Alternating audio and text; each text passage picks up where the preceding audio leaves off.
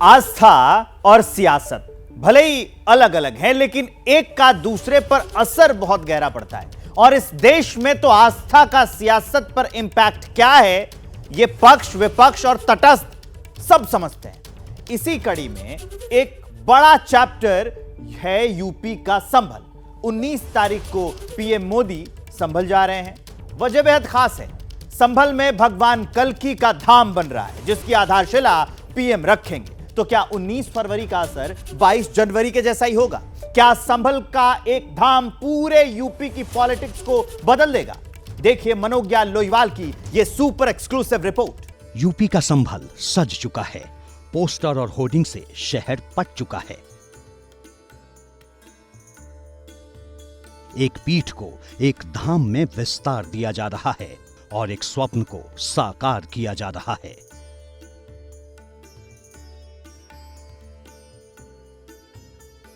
उन्नीस फरवरी सनातन के लिए एक और शुभ घड़ी, क्योंकि कल की धाम की आधारशिला रखने संभल आ रहे हैं प्रधानमंत्री।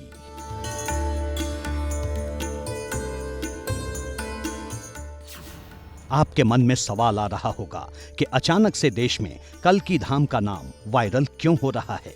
जब भगवान विष्णु के 10वें अवतार में अभी हजारों वर्ष का इंतजार है, तो फिर कल की धाम की आधारशिला अभी क्यों रखी जा रही है? और सबसे बड़ा सवाल, सनातन धर्म में भगवान कल्की का उत्तर प्रदेश के संभल से क्या कनेक्शन है? इन सवालों का जवाब जानने के लिए एबीपी संवाददाता मनोज्ञा लोईवाल संभल पहुंची।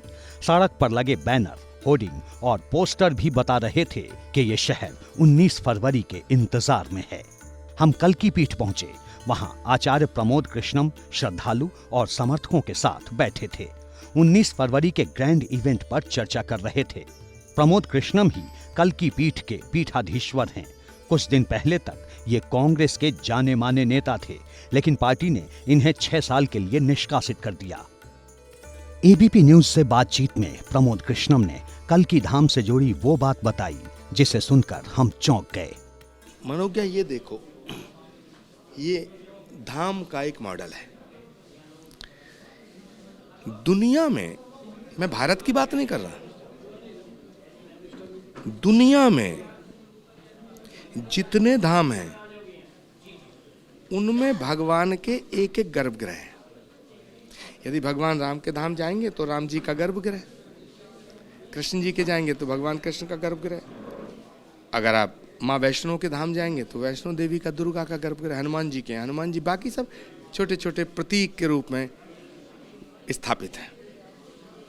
कल की धाम दुनिया का पहला ऐसा धाम होगा, पहला, जिसमें भगवान विष्णु के 10 अवतारों के 10 अलग अलग स्वरूपों के अलग अलग गर्भगृह होंगे। अब सवाल है कि जब सनातन धर्म के लोग दुनिया भर में फैले हैं, ये भारत खुद इतना विशाल राष्ट्र है, तब कल की धाम के लिए संभल को ही क्यों चुना गया? इस सवाल का जवाब कल की धाम के द्वार के ऊपर लिखा है। श्रीमद् भागवत महापुराण के एक स्कंद की पंक्तियों में ही संभल का क्लिक कनेक्शन छिपा है। संभल ग्राम मुख्यस्य ब्राह्मणस्य महात्मनः भावने विष्णु यशसः कल की पार्दु भविष्यति। इसका मतलब है कि संभल नाम के गांव में विष्णु यश नाम के एक ब्राह्मण होंगे, परोपकारी और बड़े धार्मिक होंगे। उस विष्णु भक्त ब्राह्मण के घर में ही कल की भगवान अवतार ग्रहण करेंगे। पुराणों में वर्णन किया गया है कि भगवान विष्णु श्री कल्की का अवतार लेकर कलयुग में अवतरित होंगे, लेकिन कलयुग में संभल इलाके में ही होंगे, क्योंकि दक्षिण में गंगा नदी बह रही होगी। इसलिए ये माना जाता है कि इसी इलाके में उनका जन्म होगा। लेकिन जन्म के बाद कैसे ये पता लगेगा कि यही कल्की के अवतार हैं? इसकी भी कई भंगिमाएं हैं। पहला माना जाता है कि वो अपने श्वेत अश्व देवदत्त के ऊपर सवार होंगे।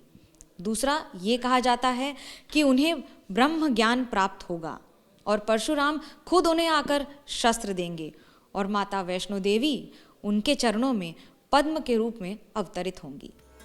यहाँ हमें एक और चौंकाने वाली बात पता चली। कल की पीठ में मंदिर की सजावट का जिम्मा कई सालों से मोहम्मद असलम और यामीन कर रहे हैं। अब इनकी भी चाहत है कि जल्दी से कल की धाम का शिलान्यास हो।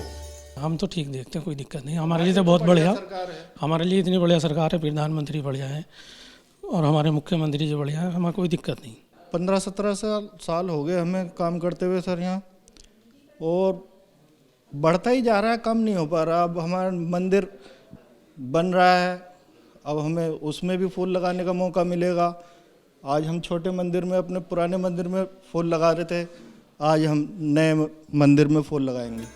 कल्की धाम का मॉडल देखकर अंदाजा लगाया जा सकता है कि जब मंदिर बनेगा तो कितना विराट बनेगा। आचार्य प्रमोद कृष्णम 19 फरवरी के इम्पैक्ट को 22 जनवरी जैसा ही प्रभावी मानते हैं। आचार्य ने हमें कल्की धाम से जुड़ी एक और बड़ी बात बताई। कल्की धाम के गर्भगृह में सभी 12 ज्योतिर्लिंगों की मिट्टी, पावन मिट्टी, और सभी प्रमुख नदियों का जल, सप्तपुरी की मिट्टी, ये सब लाई जा रही है। और श्री नरेंद्र मोदी जी के कर कमलों द्वारा उसकी जो कूर्म शिला है, जो आधार शिला बोलते हैं, जो मध्य में स्थापित होगी, उसका विधि विधान से पूजन किया जा रहा है। आचार्य प्रमोद कृष्णम के इन समर्थकों को भी पता है कि वो कांग्रेस से निष्कासित किए जा चुके हैं, लेकिन न तो आचार्य जी मायूस हैं, न उनके समर्थक। अभी ये सब पूरे जोश से 19 फरवरी के महाआयोजन में जुटे हैं। मिनट टू मिनट तैयारी का अपडेट ले रहे हैं, क्योंकि पीएम मोदी खुद यहां आने वाले हैं। कल्की धाम की आधारशिला रखने के बाद पीएम मोदी का संबोधन भी हो सकता है।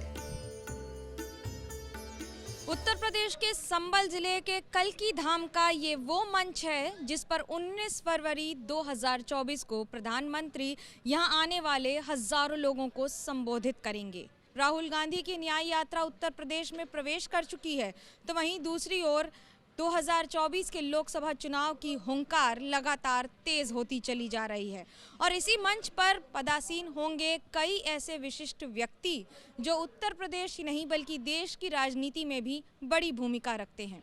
मिसाल के तौर पर कांग्रेस से निष्कासित आचार्य प्रमोद कृष्णन, जो इस मंच पर सबसे बड़ी भूमिका में इसलिए होंगे क्योंकि श्री कल्की धाम की लड़ाई उन्होंने ही लड़ी है, लेकिन उनके साथ होंगे हजारों साधु संत जो अपनी बात इसी मंच से यहाँ आने वाले लोगों को बताएंगे। ऐसे में करीब 1 घंटे तक चलने वाले इस समारोह से कम पश्चिमी उत्तर प्रदेश की राजनीति में हलचल होना लाजमी है। कैमरा पर्सन राजेश कुमार के साथ मनोज्ञा लोईवाल, श्री कल्की धाम, एबीपी न्यूज।